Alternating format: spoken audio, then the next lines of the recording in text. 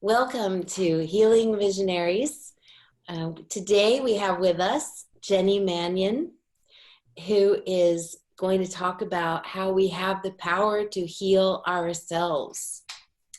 Jenny Mannion has a remarkable experience of healing herself after 7 years of chronic disease in just 3 weeks. In that time, she became awakened to the power of the mind and spirit.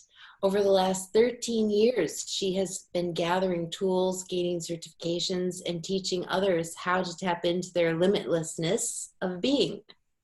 Jenny's joy now is to empower others and to act as an energetic catalyst for profound change in their lives. She's been a featured speaker on dozens of programs, including a special wellness segment airing on PBS Chicago. Her book, A Short Path to Change, 30 Ways to Transform Your Life, has helped many to heal themselves from within. In Jenny's practice, people have healed from late-stage cancers, depression, MS, anxiety, and more.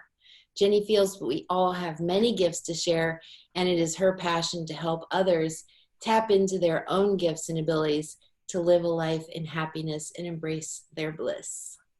So, Jenny, thank you for being with us, taking the time to speak with us today. Thank you so much. I'm so grateful to be a part of this summit. It's going to be so informative and helpful. Thank you for including me. Yeah, this story that you have with the 7 years of chronic illness and the awakening that happened, can you tell us some about that story, how that happened? Sure. Well, I was in chronic pain, and as you know, the more you go to the doctor, the more diagnoses you will receive. So I wound up with like 4 different diagnoses: chronic mono, fibromyalgia, a genetic blood disorder, factor V Leiden, where they said I would be more likely to get a blood clot. I manifested one within a month of them telling me that. And then the last was Ehlers-Danlos syndrome, benign hypermobility, which that led to them saying that I would be in a wheelchair as soon as like a year, because most of the pain was concentrated in my legs. So I did all the traditional things, you join support groups, you read a lot of books, you inundate yourself with information on the internet, and it really wasn't empowering. It was, the support groups were almost people trying to one up each other with how bad their lives were. It wasn't really inspiring. And the doctors just really didn't give me any hope. They just said, I would get worse and worse. So after going the traditional, I went to the naturopath, which wanted me to take 50 vitamins a day. That wasn't working either for me, and only chiropractor would take away the pain a little bit for a little while. Acupuncture is the same thing. So it was a couple things, meeting a friend that didn't know me before, and we really connected. And, becoming a mom, sometimes you lose part of yourself. You're a mom, your wife, you're all these other roles, and you forget who you are. And meeting this friend really allowed me to connect with who I was again, allowed me to see Jenny that was buried deep down, inside under all these illnesses. And I had really tried not to be on any pills because I was worried about addiction in my mid-30s. I didn't want to be on pain pills for life. When I met this girlfriend, I would take a pain pill just to go for a walk for a couple hours. And it made me recognize, rediscover parts of myself that I loved, because when you're sick, you're really hard on yourself. I'm a bad daughter because I can't show up to this event. I'm not a good enough mom because I can't run after my kids. So you're constantly not a very healing environment for your body at all, but we tend to just be harder on ourselves because of our limitations. And then the catalyst really was seeing the movie The Secret. And there were a couple things in that movie that really resonated with me. The gratitude, because I was concentrating on how bad I felt because I was sick, and also that our bodies are always recreating cells, and where we put our attention helps to create happy, healthy cells or, sick cells. And I was laying in bed most mornings saying, ow, my legs, am I going to pass out in pain today? Pain is pretty all-consuming when you're in it. So especially I felt like I had the flu for about 7 years, most days. So it became very all-consuming. So after seeing the movie, I said, you know what? I'm going to cancel doctor's appointments, except I had to like keep going for one of my doctors for blood thinners. But I was like, I'm going to cancel all my doctor appointments. I'm going to concentrate on working on my mind.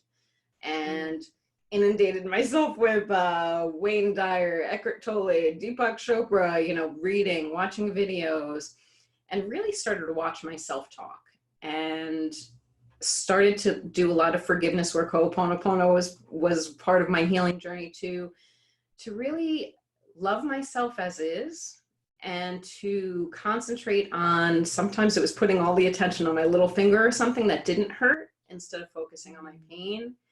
And I did not know I could heal myself, but I knew that this was one route I had not gone to feel better. And within 3 weeks, all the pain was gone. Wow. Yeah. I wish that could happen for everyone. Yes. That is a miracle with so many issues. And whatever happened with the wheelchair? That, of course, that never happened. That never happened. And I had been told, one of the really sad things I was told when I was sick was, you could never dance again. And dancing was my life. And about a year after healing, I joined a belly dance troupe for 5 years. So, I just wanted to, I was kind of reborn, and wanted to shout it from the rooftops. You can heal, don't believe what the doctors say necessarily, there are other options. Right. And that's really what my main message is, like being our best healthcare advocate. If something's not resonating, really standing up for ourselves, getting that second, third opinion, seeing a naturopath or an Eastern medical doctor, so that you have all access to all the information instead of just one person's view. And really trajectory, because if you believe that, it's going to be a self-fulfilling prophecy. Yeah, right. Can you think back to that day when you canceled your doctor's appointments and said, I'm just going to focus on my mind and, look for these other channels where, most people would be afraid to cancel doctor's appointments. Well, it was after 7 years of sitting in doctor's offices and waiting for results, and many blood tests coming back negative or coming back just showing the same thing over and over again.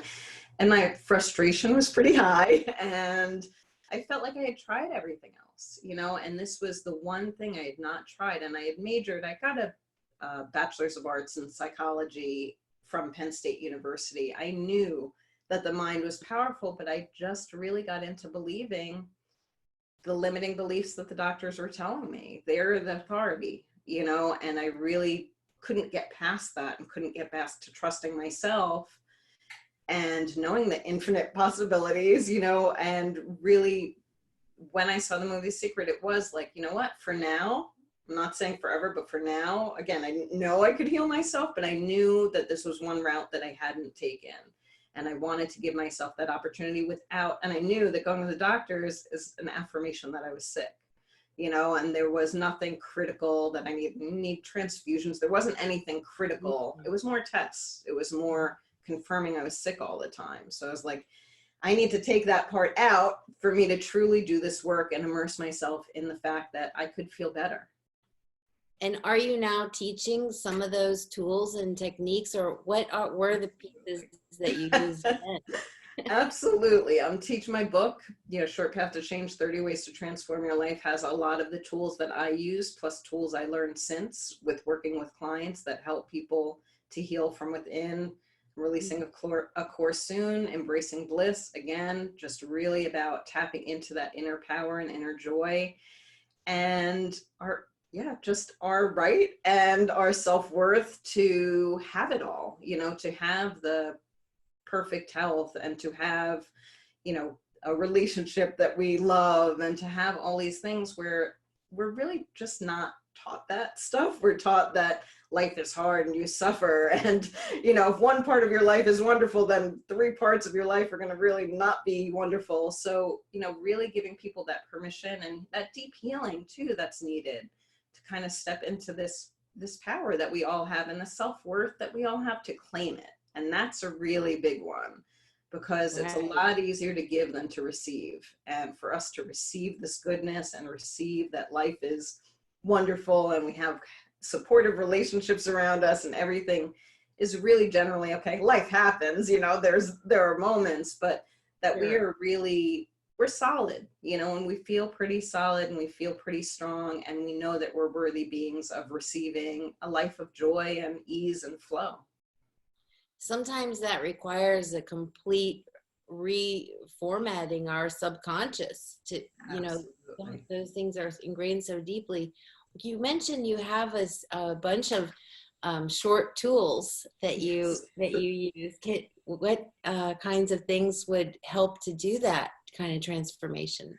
Well, I mean, the negative self-talk's really important because that's where it begins in our thoughts, because that brings up those emotions that we feel, and that feeling of not worthiness. So listening to our self-talk, starting to really stop ourselves in the middle of the day and say, what have I been telling myself for the last 10 minutes? Where have I been? Just that consciousness and awareness around it, and being gentle when we find that, because if we say we did something, we're like, oh, I'm so stupid, like catching ourselves when we say that and being like, do I really believe that? Where's that message coming from? Maybe a parent said it to us, maybe a teacher, maybe a relationship, someone said that to us and we're repeating it, but we don't really believe it. So there's the gentle way of trying to bring ourselves back, as often during the day, hey, what am I thinking? Just, bringing ourselves to the present moment. The not so gentle approach is to wear a rubber band. And when you catch yourself saying those things, snap the rubber band for a little like negative reinforcement, like, hey, wait, that's not nice, And I did that for one day and my wrist was really hurting because my self-talk was so bad, and it's something, again, to be loving with yourself with, don't beat yourself up about beating yourself up. That's not going to do any good. Just recognize, until this point, this is how I spoke to myself. And I really want to speak nicer to myself, because say, it's a loved one, or say it's a child, or say it's a pet. If we had talked negatively to that person or pet over and over again, they'd be like huddled in the corner, feeling totally insecure and disempowered. But we Yeah. continue to talk that way to ourselves. So really changing that inner dialogue. And that really is the first step. Another one is paying attention to the energy that you're surrounding yourself with. And that means clutter, are you allowing energy to flow throughout your house, throughout your office? That means people.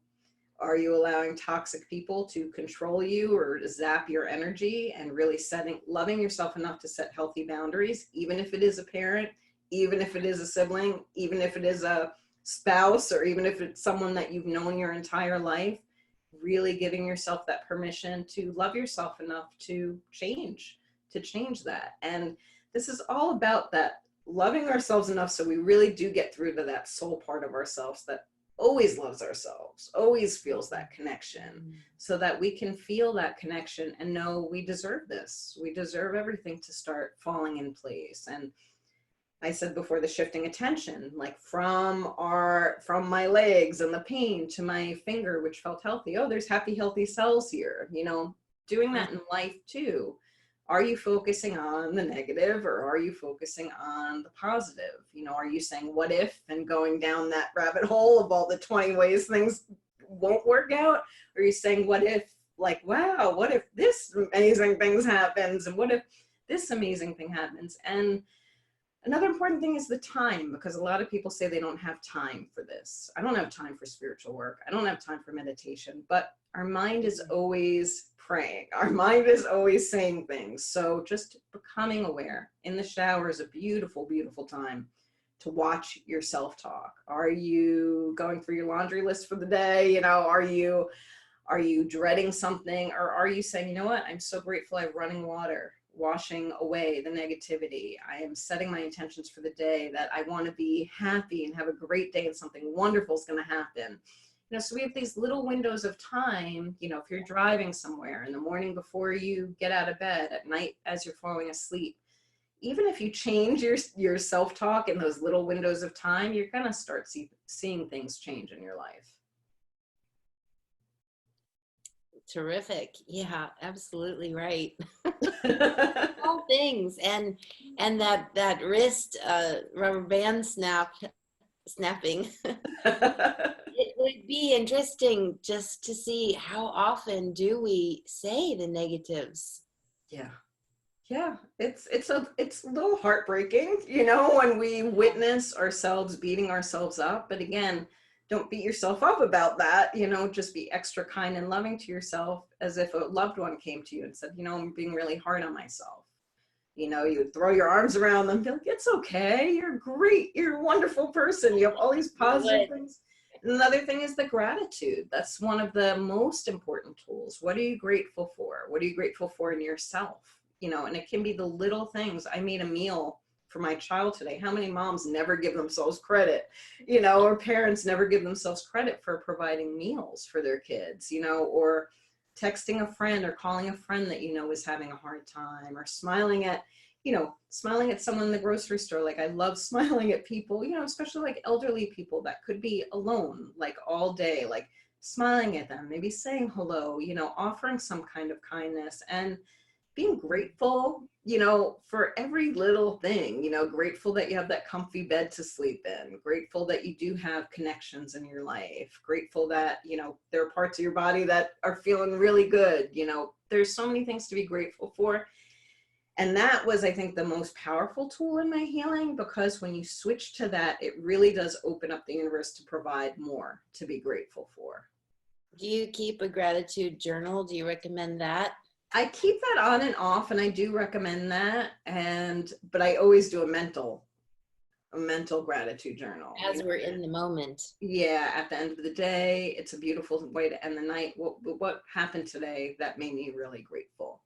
In the morning, it's a great thing too, because you're starting off that day with that positive energy. And those two times at night and in the morning are so important, because our subconscious is still listening. We're kind of half tuned in, and the messages go deeper.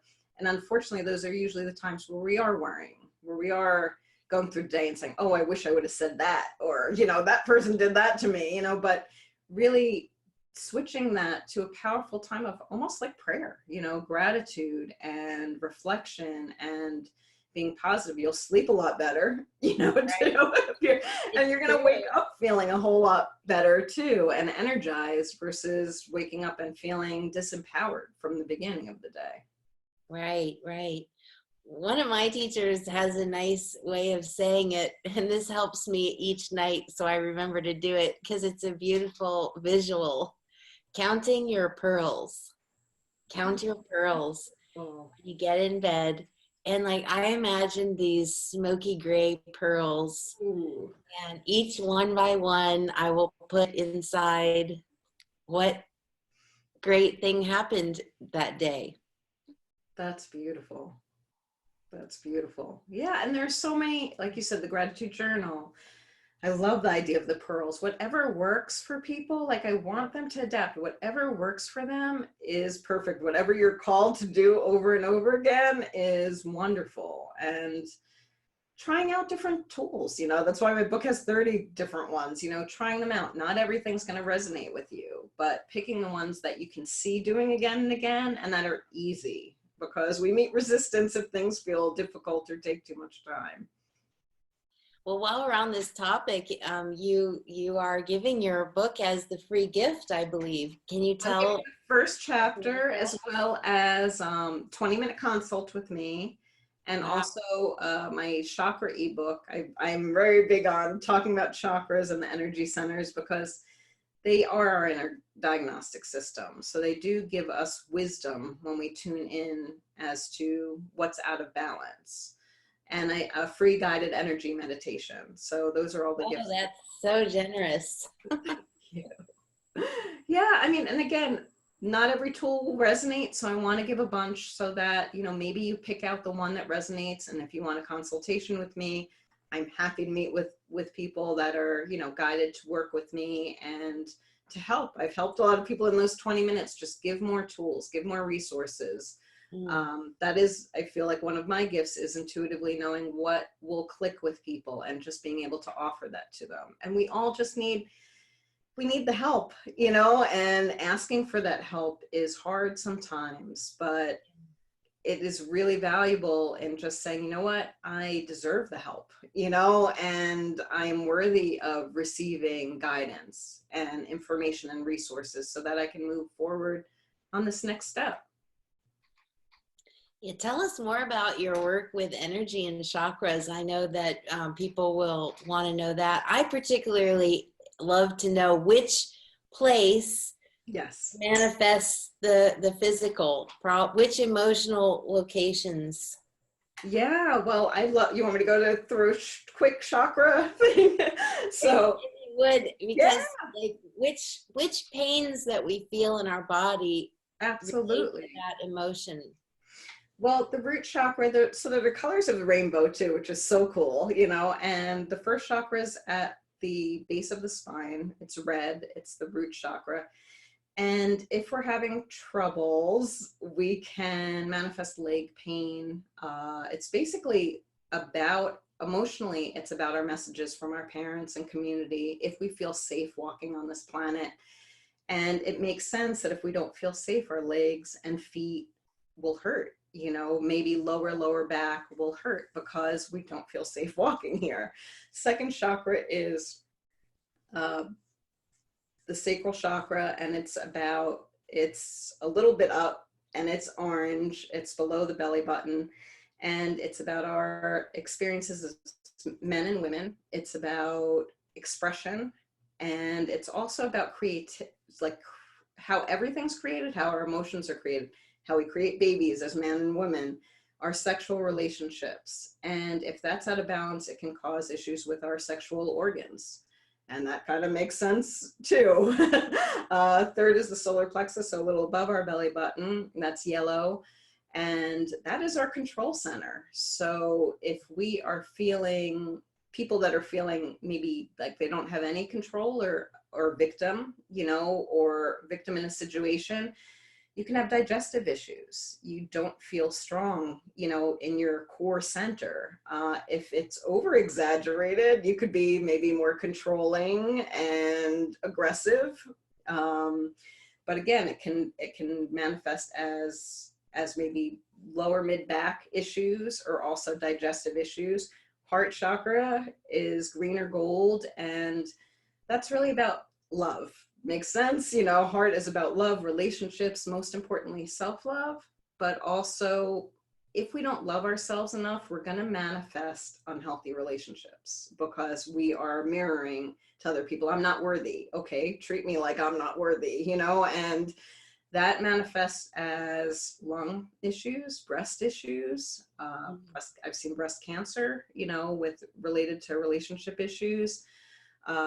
Throat is blue, and that is the throat chakra, our communication, how we speak, are we in integrity, how we're creating, again, creating, singing, you know, how we creative expression. If we're not expressing ourselves in our relationships, if we're holding back, if we've been told we can't talk, we can't speak, you know, and a lot of women have been told, you know, don't speak, you're not, you know, your voice isn't welcome, and thyroid issues can start. Mm. So, you know, it makes sense too that if that's out of balance, that throat thyroid issues will start. Sixth chakra is the one I guess everyone's most familiar with, the third eye, you know, and that's indigo, and that's intuition, how we see the world inside and out. So how we truly see the truth of us, how we truly see the world outside us. And headaches, migraines, if that's out of balance, is very common. Sinus issues as well can be caused from that. Seventh chakra is violet, and that's really our connection to everything. And that is, if that's out of balance, we can also have head issues, but it's more like we feel out of balance. It's more like we feel like we can't receive that guidance. We're very shut off from our intuition and from being connected to everything. We can feel very isolated from other people. So that's the quick rundown. I mean, each one obviously has more layers of emotionally and physically, but that's kind of the quick rundown. Yeah. Sometimes we get stuck, or we gravitate, not stuck at all, but we gravitate because we prefer certain portions of that chakra energy. you Oh know what? yeah, spiritual teachers love the upper chakras. The bottom ones not so much. That's the down and dirty earth side, where we have to clear up the stuff, our hurts, our shadows, from growing up and from all our experiences. Oh yeah, much more comfortable in the upper chakras for sure. Or just having a sky connection. I'm always doing grounding exercises. Yes. Grounding is really important, and I didn't recognize how important actually a couple of years ago. I mean, I always love walking and dancing. Those are two of my loves anyway. But it was interesting because when I started doing Akashic work, I really loved going out, like going and being in a meditative state because it felt so loving. And I was like, oh, I need to go out to really connect. But honestly, it's in your most grounded experiences that you'll allow that spiritual connection. And grounding that you're safe on this planet, that it's okay, to have these experiences. And it took me a little while definitely to get that, because it was like, oh, it's so airy fairy beautiful up there, but really being able to feel safe and present. I mean, grounding too is about being in that present moment and not being, in la la land, but really being, here now, which is where our power is. I mean, our power is in the present moment, and choosing consciously what we're thinking, what we're feeling, what we're allowing into our lives. Yeah, nice. Thank you. You're What welcome. do you do with the Akashic records? How do you access that and treat people in that modality? Well, I don't even know how many Akashic record trainings I have had. I really do love working in the Akashic records. And I look at people at soul level. I'm allowed to look at their record at soul level and see gifts and specialization. So that's healing on one level too, to get that validation and affirmation.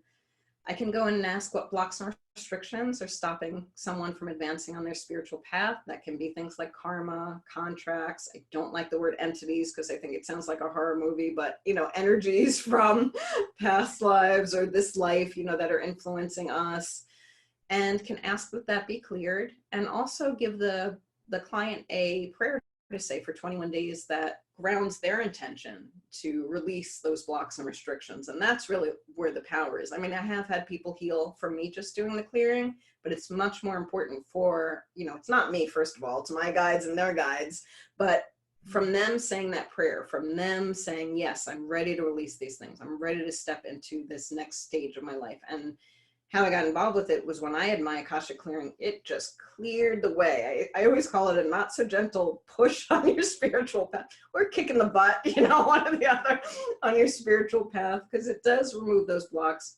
Other ways I can look at relationships, maybe how many lifetimes they've had together, what they're here to learn from each other, which can be very helpful.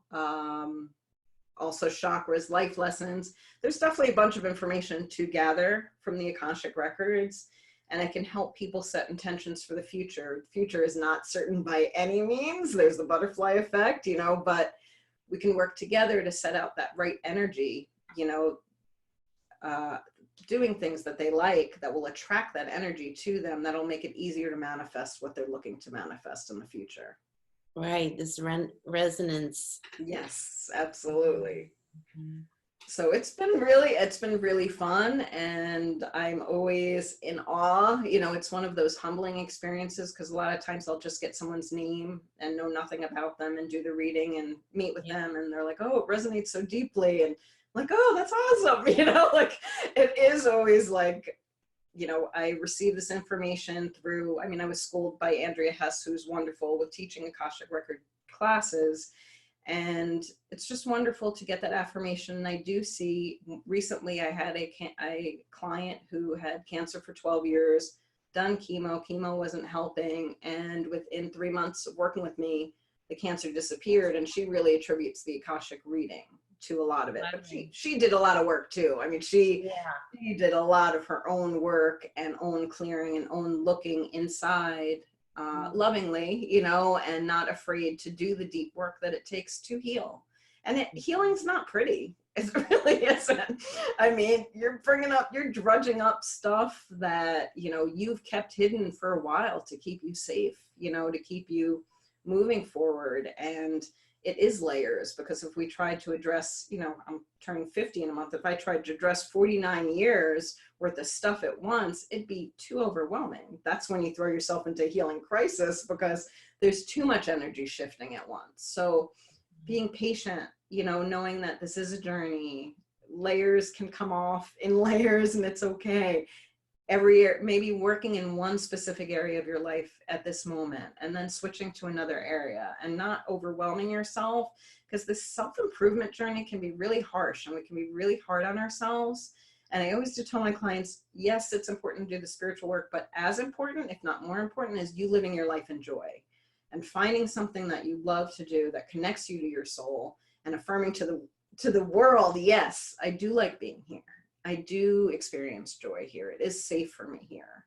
And that is a truly important part that sometimes gets lost when we're on the spiritual journey. We take ourselves way too seriously, and are so self-critical. And it really is about living in that joy too, and allowing ourselves to receive that. Yeah, it's part of the human experience, isn't it? I mean, we can't even go from birth to 16 without having some major traumas happen. There's going to be oily gunk that has to come up for everybody. Absolutely. Absolutely. And knowing we're all in it, we all, and their experiences, we're so quick to deem something that's good, that's bad. You know what? My sickness, I would have deemed my most horrible thing. And now I deem it as my greatest gift, because it does connect me deeper with clients, that I remember how it was to be sick. I do remember that struggle and the internal mind things that go on. So it is hard to just kind of be looking, be very present and be like, okay, it's not good or it's bad, it is. And what do I want to do with that? What can I do with this in this moment? Yeah. We have about 10 or 15 minutes left. Jenny, did you want to take us through an energy exercise? Sure, I would love to do that. Oh, And great. I think we'll I'd focus love it. maybe on, yeah, okay. Why not? Yes, let's do it. All right. So I always do say, if you're sitting, you put your feet on the floor and make sure they're flat. I do love starting to rub your hands together, because that is how you can start to feel energy. You can close your eyes and just get yourself very much in this present moment. You can intend for your breath to slow down a little bit. Continue rubbing your hands. Just kind of notice that you're feeling a little more settled. If anything else comes up to your brain that you brought in, just ask that it be put aside for now. The only thing that matters is you being here and being present. You can now hold your hands a little bit apart and see if you feel tingles or energy. You can move them in and out. Really feeling that tingles. If you don't, you can always rub them together. Again, there's no judgment. You could feel tingles or heat or warmth. And I like to do this because a lot of times when we have these busy minds, connecting to energy is a really cool way to just bring us to the present moment. You could put your hands on your heart or on your lap facing each other, however you can feel the energy. And I want you to now imagine that energy moving up from your hands. You can imagine it like a ball of energy. You can imagine it like wisps of energy. You can imagine it like light moving from your hands to your wrists. Our attention really moves energy. So wherever we put our attention, the energy is going to move. It moves up your lower arms to your elbows. It moves up to your shoulders. The energy relaxes both your shoulders away from your neck. We often hold so much tension there and the weight of the world on our shoulders. It's just kind of bathing and easing your shoulders down. The energy gathers at the front and back of your neck, relaxing your throat chakra, making it easier to communicate. It moves up to your mouth and the lower part of your skull in the back, your nose, your eyes, the top of your head, your forehead, and to the crown. And as it's at the crown, I just want you to imagine like a light coming down from the heavens, because we can receive energy. And this just grows and you feel the warmth and tingles on your head. We have the warmth and support of the universe always. We just need to ask and tap into it. The energy moves down your face and the back of your head, kind of like you can imagine it like rain or like a shower, gently just moving down your face and the back of your head, down your neck, down your chest, down past your solar plexus and stomach, down past your groin and waist, down past your thighs, knees, shins, and the back of your legs. And it settles in your feet. And as it's in your feet, I just want you to give thanks for Mother Earth. Thanks for the ability to ground. Thanks for our presence here on the planet during this time. You feel the tingles in your feet as the energy moves up your legs, to your knees, through your thighs, through your stomach, and it settles in your heart. If you want to put your hands on your heart, that is fine. And as it's here, I want you to think of someone that you've loved a lot. It could be a pet, it could be a person that's in your life now or that's been in your life. And when I say bring them in, I want you to bring in every emotion. How they look, how it feels to have them next to you or in the room with you, any smells associated with them. Just feel their love. Feel their love for you and support. Feel how much you love them. Feel that gratitude between the two of you, that you're in each other's lives. If it's a pet, you can imagine it cuddled up on your lap. If it's another human being, you can imagine giving them a hug. And just this real expression of love. As the hug ends, I want you to turn your attention to your heart again, and I want you to think about something that you love about yourself. Maybe it's something that this person or this animal you know loves about you. It can be that you do show up for this person or animal. It can be that you're a good cook, or you take time to connect with friends, or you have a love of drawing. Whatever it is, I want you to just bring in this gratitude for yourself. And as you're bringing in that gratitude, just know that you're worthy of this love from the loved one.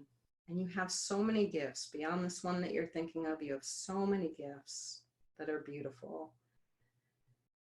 And now I want you to see maybe the highest version of yourself. So yourself in your greatest form. Maybe it's a time in your life as a kid. It can be, when you're an elder at 80 years old. It can be now, but a version of yourself that you would like to attain. Just imagine that version of yourself right in front of yourself and feel that love. This is your soul. This is the truest version of you. Feel that connection. Feel that love, like you're getting this big, big hug. Like the same from your loved one, even stronger, just this unconditional love. I want you to feel that heart and soul connection to your higher self. And I want you to ask your higher self a question. Any question you want. Maybe a challenge that you've had lately. Something that's been on your mind. Your higher self is always here to answer any of your questions. And I want you to see yourself asking that question now. See them giving you a big hug. And see them reciting the answer to you.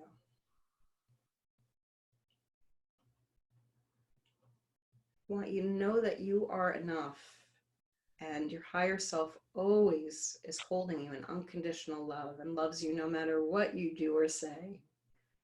They know that everything is an experience that you can learn from. I want you to see giving your higher self a hug and thanks for the support and remembering that answer. I want you to see that loved one close to you. If it's a pet, cuddled up on you. If it's a being, just hugging them tight. I want you to remember that you are enough and you're worthy of the life of your dreams.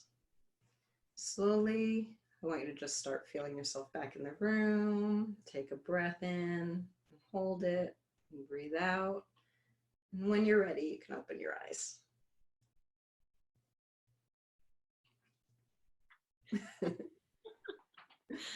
Oh, thank you. Wow. Feel good? It does feel good. Really amazing. Good. And it's so nice that it just takes a few moments to get into that space. Yeah. I went far away. It felt like no time at all. Yeah. It's wonderful. I mean, we can do this in a few moments. We just have to give ourselves permission. It's the only thing we have to grant ourselves. And before bed, to do something like this is really helpful, really beautiful way. Or in the beginning of the day to start the day, to just give ourselves that encouragement and empowerment.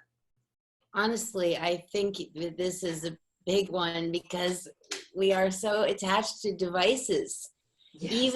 Even with the meditation apps and those things, try and do it on your own without the use of the device. And at the beginning and end of each day, doing this kind of exercise because you'll rely more on yourself, won't you? Absolutely. And knowing we have this access to the love we've experienced in our lives. We've had this access to our higher self, that version that does love us unconditionally and isn't that, that critic.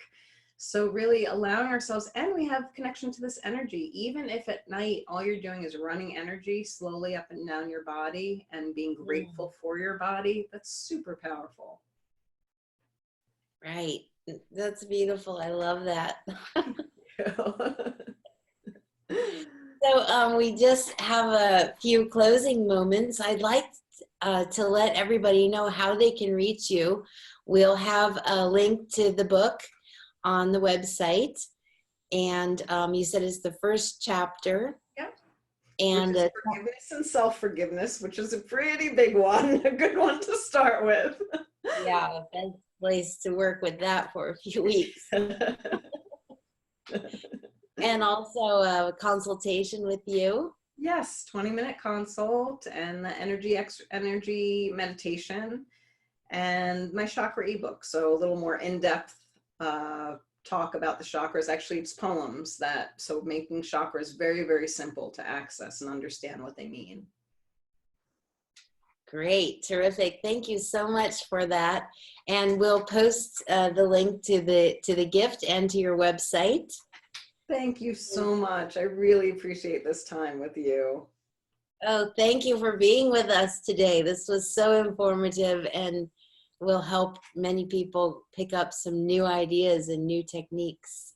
Wonderful. Thank you for throwing the summit and for gathering everyone together. I really appreciate it.